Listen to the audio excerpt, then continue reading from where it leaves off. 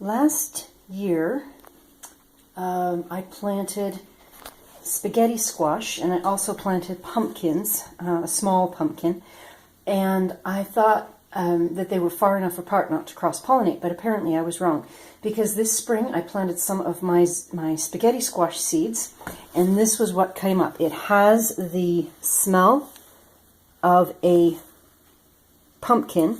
It's a very, very mild pumpkin smell, but it has more the shape and color of a spaghetti squash.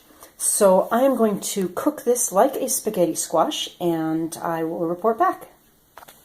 Here we are, step 2. This was cooked. I decided to do it in the microwave because that would, because it was faster. Normally do this in the oven, but this has been cooked for 10 minutes in the microwave. Looks like the flesh is pretty good and pretty cooked. All right, hold on just a minute.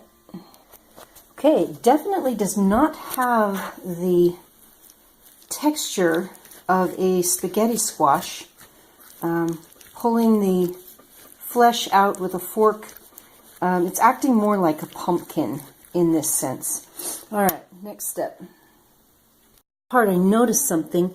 Bits and pieces of it have the stringy texture of the spaghetti squash. That piece right there almost came apart into noodles the way spaghetti squash is supposed to. There are bits and pieces of it through here as well that broke up. It may not have been ripe enough. I had to pick it green, or it may be the combination of the pumpkin and the spaghetti squash. All right, hold on. Okay, this is actually pretty good. It's got a very, very mild squash flavor. There's very little of the pumpkin flavor in there. All I did was put salt and pepper and butter on this. I'll give it. It's got a crunchy flavor to it, or crunchy texture to it. I think this one's worth keeping.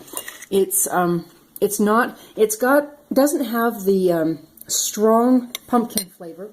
Also doesn't have a strong squash flavor. It's more the flavor of the spaghetti squash, that very mild, actually maybe milder than the parent spaghetti squash. So yeah, I think I'm going to keep this one.